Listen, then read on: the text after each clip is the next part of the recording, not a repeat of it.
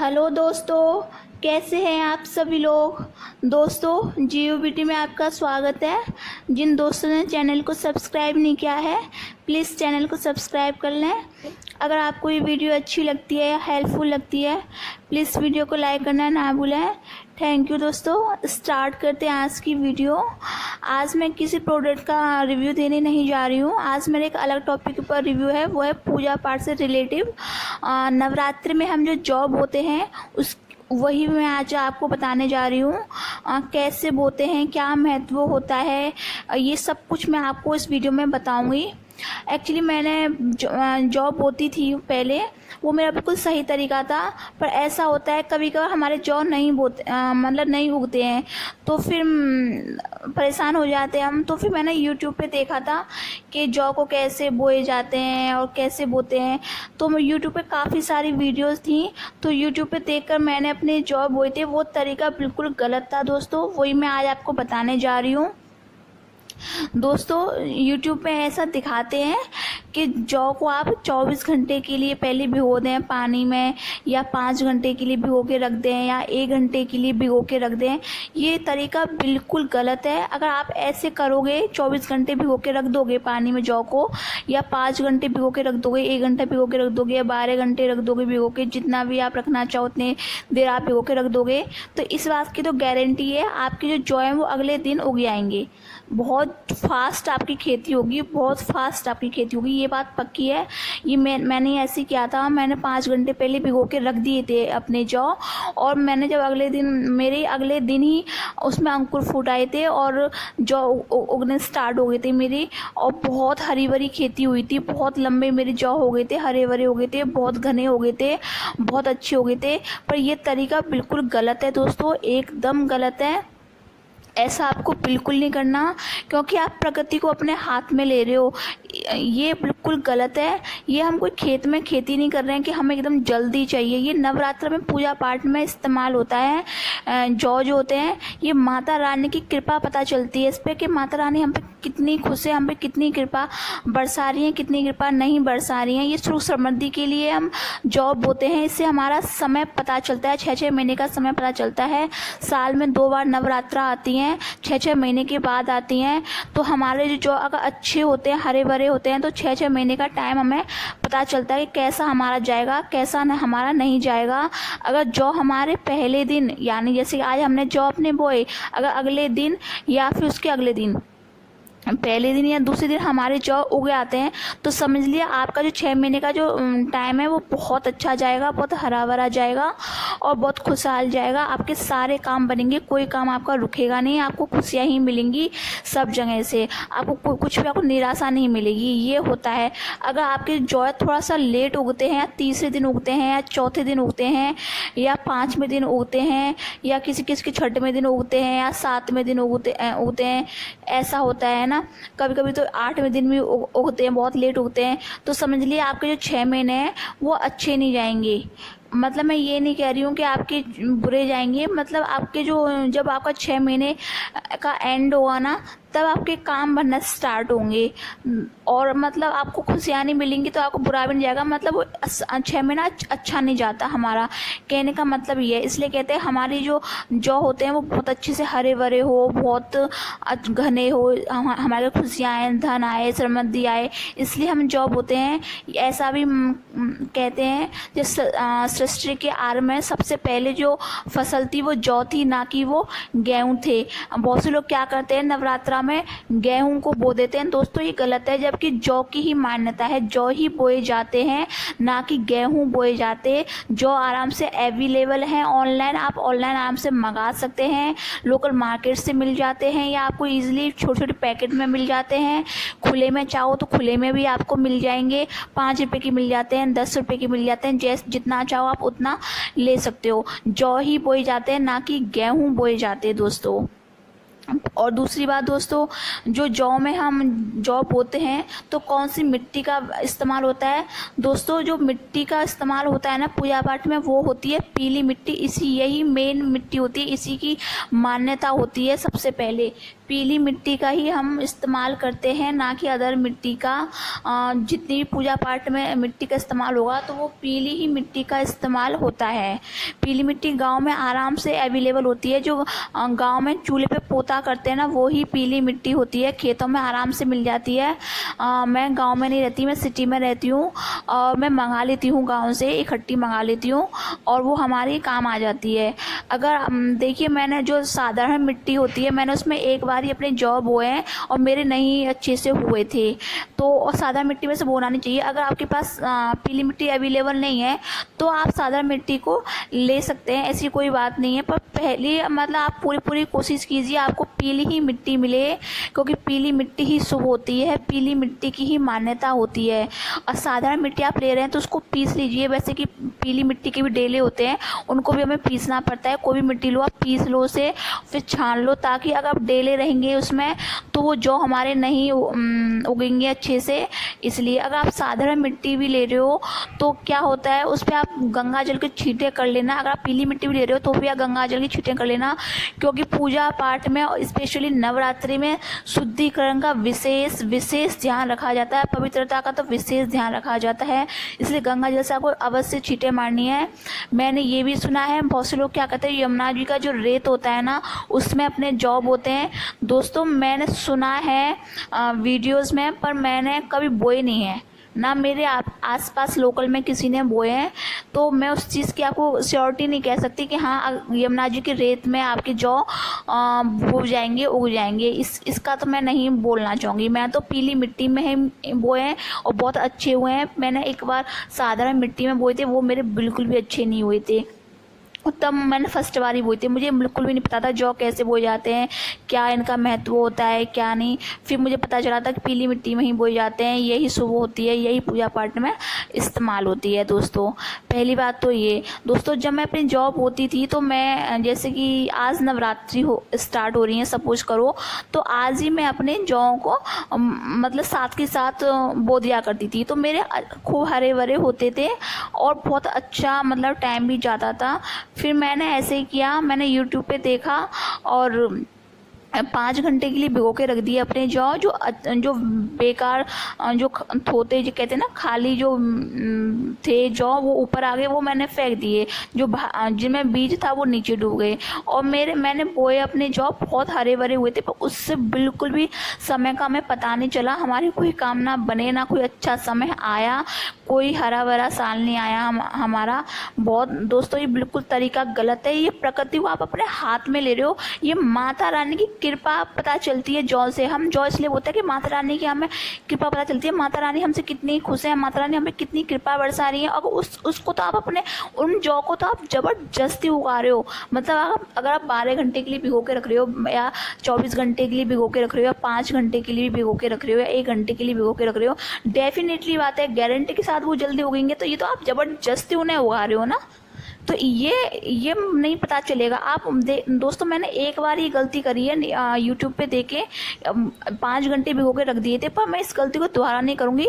आपको विश्वास नहीं हो रहा है तो आप इन जौ को खुद ऐसे कर लेना। जितनी देर आपको भिगो के रखने हैं, भिगो के रख देना, फिर आप करना। आपके हरे भरे तो हो जाएंगे, पर आपको आपके साल का पता नहीं चलेगा, आपके समय का पता नहीं चलेगा कि आपका समय कैसा गया। वो बिल्कुल भी अच्छा नहीं जाएगा। मैं ये नहीं कह रही बहुत बेकार जाएगा, मतलब अच्छा भी नहीं जाएगा। मतलब आप कोई काम बनेंगे भी नहीं, कोई काम नहीं बनेंगे। ये माता रानी की कृपा आप पे बिल्कुल भी नहीं आएगी। ये तो ये प्रकृति तरीके, ये तो ना एक प्रकृति चीज़ को आप अपने हाथ में ले रहे हो। ये चीज़ बिल्कुल गलत है। नेचुरल तरीके से आपके जौ उगते हैं, उसी में कृपा बरसती है हम पे, उसी में हमें समय का पता चलता है। दोस्तों, मैंने सबसे पहले जो नॉर्मल मिट्टी में बोए थे, एक तो सबसे पहली गलती मैंने की थी, वो डेले थे उसमें, वो मैंने पीसी नहीं थी मिट्टी, ना पीसी थी ना छानी थी। तो सबसे पहली गलती तो मेरी ये थी। और ना मैंने उसमें गंगा जल छिड़का था, शुद्धिकरण का तो बिल्कुल भी विशेष ध्यान नहीं रखा था मैंने बहुत गलतियाँ कर दी थी। और मैंने उसमें जौ ऐसे बो दिए थे। ठीक है दोस्तों, मैंने जो जौ बोए थे फर्स्ट बार, तो 2 गलती तो मैंने आपको बता दी। वो ना मेरी बिल्ली खा गई थी और गिलहरी खा गई थी, चूहे खा गए थे। और वो समय इतना बुरा आया था, 6 महीने, मैं आपको क्या बताऊं, इतना बुरा, मेरे जौ उगे नहीं थे उससे पहले गिलहरी और चूहे और ये बिल्ली फिल्ली सब खा गई। इतना बुरा समय आया था। वो चीज़ तो मैं कभी किसी और वीडियो में बताऊंगी अपना अनुभव। बहुत बुरा समय आया था। उसके बाद तो मैंने बोए नहीं थे फिर कई सालों तक। फिर मेरे पिताजी ने कहा कि ऐसे नहीं बोते इनको, पीली मिट्टी में बोते हैं, और इसको पूरी तरह पीस मिट्टी को। मैंने पीसी, शुद्धिकरण का विशेष ध्यान रखा और फिर ऐसी जगह रखे जहाँ चूहे गिलहरी फिलहरी नहीं आई। और मेरे अगले दिन ही जौ उगने स्टार्ट हो गए थे। वो 6 महीने हमारे इतने अच्छे आए थे, इतने अच्छे आए थे, मैं क्या बताऊँ। बहुत मतलब सफलतापूर्वक आए थे। हर चीज़ में हमें खुशी मिल रही थी, हर काम हमारे बन रहे थे। बहुत अच्छा हमारा समय आया था दोस्तों, बहुत अच्छा समय आया था हमारा। तो ये इससे पता लगता है, हम जो बोते हैं इससे हमारे समय का पता लगता है, माता रानी की कृपा पता चलती है, माता रानी हमसे कितनी खुश हैं, हमसे कितनी खुश नहीं है।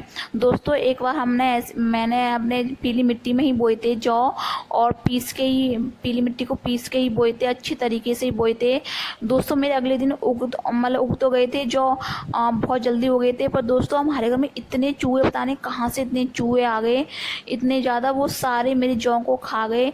टाइम तो हमारा मतलब काम तो हमारे बने, पर इतनी अड़चने आई, इतनी अड़चने आई, मतलब वो टाइम भी दोस्तों बिल्कुल भी अच्छा नहीं आया था, बिल्कुल भी। बड़ी मुश्किल से वो 6 महीने हमारे कटे थे। बहुत ज़्यादा प्रॉब्लम्स आई थी, बहुत ज़्यादा। तो इसमें ये हमें ये पता लगता है। एक बार मैंने अपने जौ बोए थे तो मेरे तीसरे या चौथे दिन जौ उगे थे, और वो साल भी मतलब बुरा नहीं आया, कुछ भी प्रॉब्लम्स नहीं आई, कुछ भी प्रॉब्लम्स नहीं आई। पर मतलब कोई काम हमारा लेट ही बने थे। फिर जब से 6 महीने का एंड हो रहा था उसके बाद हमारे बने थे। फिर मैंने गलती कर दी थी, यूट्यूब पे देख के मैंने अपने जौ मतलब 5 घंटे के लिए भिगो के रख दिए। बहुत तेज़ी से मेरे जौ गए थे, बहुत लंबे लंबे हो गए थे। पर ये 6 महीने बिल्कुल भी मतलब बुरे नहीं गए तो अच्छे भी नहीं गए, बिल्कुल भी अच्छा नहीं गए। कोई काम नहीं बना, कोई खुशहाली नहीं मिली, कोई सुख समृद्धि नहीं मिली, कोई मतलब खुशी भी नहीं मिली। तो ये बिल्कुल तरीका गलत है। आप ऐसे तरीके को बिल्कुल मत कीजिए, बिल्कुल भी मत कीजिए। अब अक्टूबर में नवरात्र आ रही हैं, इसलिए मैंने ये वीडियो दी है ताकि आप ये गलती बिल्कुल भी ना करें। हाँ, आप ऐसे कर लीजिए, आप जैसे कि आप जौ बोते हैं तो उनको आप पानी में डाल दीजिए, और जो बेकार जौ होंगे ना वो ऊपर ही रहेंगे, उन्हें आप फेंक दीजिए। जो नीचे डूब जाएंगे ना उन्हें आप बो दीजिए तुरंत की तुरंत। आप ऐसे कीजिए, इसमें कोई गलत नहीं है। पर आप घंटों के लिए उसे भिगो के मत रखिए। ये नेचुरल तरीके से उगते हैं, ये माता रानी की कृपा होती है। आप इन्हें ज़बरदस्ती मत उगाइए, तो इससे आपकी कृपा बिल्कुल भी नहीं पता चलेगी कि हाँ।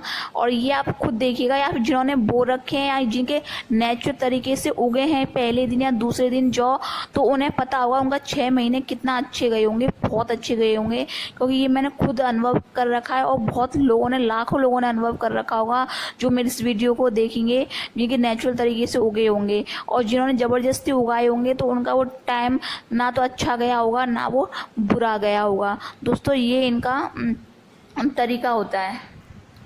दोस्तों पीली मिट्टी ऑनलाइन अवेलेबल है या नहीं ये मुझे नहीं पता है। अगर पीली मिट्टी ऑनलाइन अवेलेबल होगी ना तो मैं लिंक डिस्क्रिप्शन में ज़रूर डाल दूँगी दोस्तों, इस बात का मैं ज़रूर ध्यान रखूँगी। दूसरी बात ये कि इन जौ को हम कैसे मतलब किस बर्तन में बोते हैं। वैसे मान्यता तो इनकी यही है कि हम मिट्टी के बर्तन में इनको बोएं, जहाँ से आप मिट्टी का घड़ा लेके आओगे वहाँ ये ईजिली अवेलेबल होते हैं। ज़रूरी नहीं है कि आप बहुत बड़ा बर्तन लो, ऐसा कुछ भी नहीं है। मैं छोटा ही बर्तन लेती हूँ, 10 रुपये का आ जाता है छोटा सा, उसमें आप बो सकते हैं। जितने बड़े में आप बोना चाहें उतने बड़े में बो सकते हैं, जितने छोटे में आप बोना चाहें उतने छोटे में आप बो सकते हैं। ऐसा कुछ भी नहीं होता कि हमें बहुत बड़ा बर्तन चाहिए, ऐसा कुछ भी नहीं होता, ऐसा तो कुछ भी नहीं होता। बहुत से बोलते हैं हमें तो बड़ा चाहिए बड़ा चाहिए, वो तो आपके ऊपर डिपेंड करता है आपकी खुशी किस चीज़ में है या फिर आपको कौन सा अवेलेबल हो रहा है। तो मैं तो 10 रुपये का जो आता है वही ले लेती हूँ मिट्टी का। अगर आपको मिट्टी का बर्तन नहीं अवेलेबल हो रहा है और नहीं आप जा पा रहे हैं, जो भी है आपको नहीं अवेलेबल हो रहा है, तो आप क्या करें, जो आप जहाँ आपका पूजा स्थल होता है, फर्श होता है, वहाँ आप मिट्टी डाल दीजिए, उनके ऊपर आप उगा सकते हैं। मेरी एक फ्रेंड है, मैंने उसको देखा था, तो जहाँ पूजा स्थल है, फर्श है, वहाँ पे उसने मिट्टी डाल दी थी, उसके खूब हरे भरे हुए थे।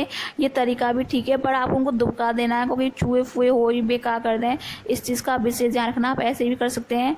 और आप स्टील के बर्तन है, आपके घर में जो भी बर्तन है, आप जिस बर्तन में उगाना चाहते हैं उस बर्तन में आप उगा सकते हैं। माता रानी तो प्रेम की भूखी होती हैं, ईश्वर प्रेम के भूखे होते हैं, ऐसा कुछ नहीं होता। तो उसमें बर्तन में आपको मिट्टी डालनी पड़ेगी और वो उग जाएंगे दोस्तों, अच्छे से उग जाएंगे। उसके आपको नवरात्रा के बाद उन जौ को आपको क्या करना है ये मैं आपको बताती हूँ। देखिए, ज़्यादा मान्यता यही होती है नवरात्रि में, जो पथवारी मैया होती है ना, वहाँ पे हम विसर्जन कर देते हैं जौ को दोस्तों। जो हरे भरे हो जाते हैं वही मैया को हम विसर्जन कर देते हैं। जो लोग पथवारी मैया पे नहीं जा पा रहे हैं, या फिर जो पथवारी मैया होती हैं हमारे यहाँ तो नहाने वाली होती हैं, उन पे हम जल से नहला देते हैं। जैसे भोले बाबा होते हैं ना, जैसे शिवलिंग होती है ना, उस पर हम जल अर्पित करते हैं। ऐसी ही मैया की मूर्ति होती है पत्थर की, उस पर हम जल अर्पित करते हैं, जल चढ़ाते हैं। तो ऐसी पथवारी मैया होती हैं और वहीं पे उनको हम विसर्जन कर देते हैं। अगर आप ऐसी मंदिर में जा रहे हैं जहाँ पे मतलब ये अवेलेबल नहीं है, वहाँ आप मतलब नहीं रख सकते हैं, तो आप क्या करें, आप यमुना जी में विसर्जन कर दीजिए उनको। कोई भी नदी हो उस नदी में विसर्जन कर दीजिए, गंगा नदी हो, कोई भी नदी हो, उस नदी में आप विसर्जन कर सकते हैं।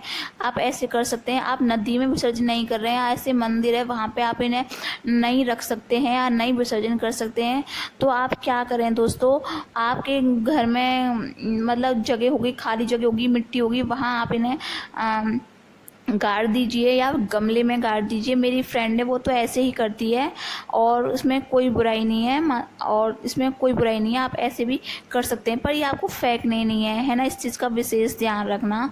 ये आपको बिल्कुल भी फेंकने नहीं है दोस्तों, इस चीज़ का आपको विशेष ध्यान रखना है। देखिए, जो मिट्टी का बर्तन में बोते हैं तो आपको मिट्टी के बर्तन समेत ही आपको वो फिर गाड़ने पड़ेंगे, क्योंकि वो मिट्टी के बर्तन को आप अपने पास मत रखिए। आप ऐसा कर सकते हैं कि जौ को मिट्टी को आप गाड़ सकते हैं, बर्तन को आप कहीं और ऐसे यमुना जी विसर्जन कर सकते हैं। तो आपको वो फेंकना नहीं है, क्योंकि वो भी आपको बर्तन भी आपको फेंकना नहीं है मिट्टी का। इस चीज़ का विशेष ध्यान रखिए। पूजा पाठ की कोई भी चीज़ हो, चाहे पोस्टर हो, चाहे छोटी सी फोटो हो, आपको डस्टबिन में, कूड़े में मतलब फेंकना नहीं है। हम तो ऐसे ही करते हैं, हम इकट्ठा कर लेते हैं जो भी पोस्टर वगैरह होते हैं, फिर हम यमुना जी विसर्जन कर देते हैं। तो उसको भी आपको फेंकना नहीं है, आपको विशेष तौर पे ध्यान रखना है। अगर आप अपने किसी बर्तन में बोते हैं, जैसे स्टील के बर्तन बोते हैं, वो तो आप अपने घर में रख लीजिए, कोई टेंशन वाली बात नहीं है दोस्तों। वैसे आप पूरी कोशिश कीजिए। बहुत मंदिर होते हैं जहाँ पे ये जौ मतलब रख सकते हैं मंदिर में। ज़्यादातर लोग जौ मंदिर में ही विसर्जन करके आते हैं, यानी रख के आते हैं।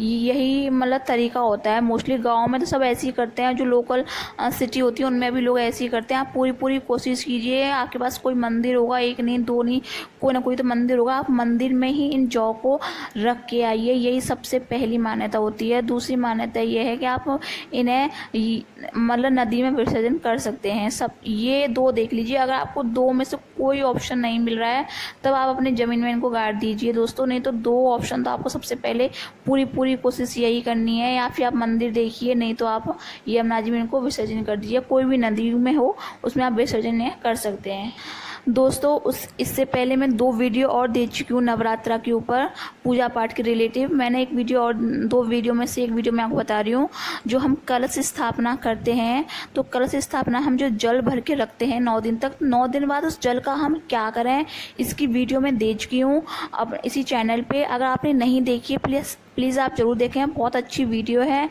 आपको पता लगेगा उस जल का हम क्या करें। दूसरी वीडियो मैंने एक दिया है, जो हम नवरात्रा में कलश स्थापना हम करते हैं। तो उस कलश जो कलश से हम चारों तरफ कलावा बांध देते हैं दोस्तों।